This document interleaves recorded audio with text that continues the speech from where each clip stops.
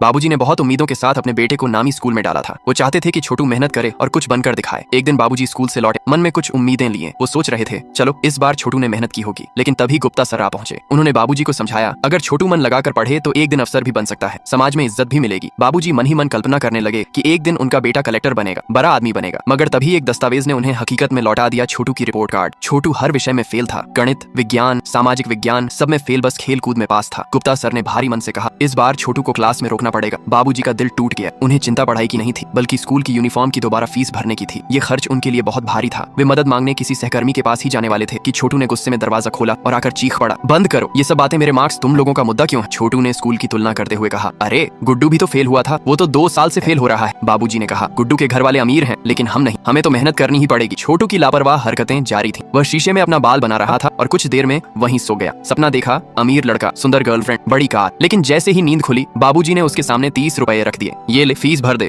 और स्कूल जाकर कह देना कि पुरानी यूनिफॉर्म ही पहन लेंगे, नई की जरूरत नहीं। छोटू नाराज हो गया, मैं नहीं जाऊंगा, सब मेरा मजाक उड़ाएंगे। बाबूजी मजबूर हो गए। जब बाबूजी बैंक पहुंचे और बोले कि यूनिफॉर्म की फीस नहीं दे सकते, तो सबने उनका मजाक उड़ाया। बिना फीस के बच्चा स्कूल कैसे जाएगा, ये कहकर उन्हें बैंक से बाहर निकाल दिया गया। यहाँ तक कि सिक्योरिटी गार्ड ने उन्हें दरवाजे पर खड़े होने भी नहीं दिया। पर बाबूजी कहाँ हार मानने वाले थे। वो सीधा स्कूल पहुंचे। स्टाफ से मिलकर 2 घंटे तक अपनी गरीबी की कहानी सुनाते रहे। सोचा था मदद मिलेगी, लेकिन कर्मचारी ने उनकी बात सुनते हुए पेपर पर कुछ बना दिया, कुछ कछुओं की तस्वीर। वो बाबूजी का मजाक उड़ा रहा था। बाबूजी फिर भी समझे नहीं। बोले सर देखिए, मेरे पास पैसे नहीं है, मगर मैं चाहता हूँ कि मेरा बेटा पढ़े। कर्मचारी झुंझलाकर बोला भाई साहब, स्कूल कोई चैरिटी संस्था नहीं है, आपसे फीस नहीं लेनी तो फिर सबको माफ करनी पड़े। फिर वो वहाँ से चला गया। बाबूजी ने कभी नहीं सोचा था कि स्कूल इतना बेरहम हो सकता है। अब उनके सामने एक ही सवाल था, क्या उनके बेटे का भविष्य पैसों से तय होगा?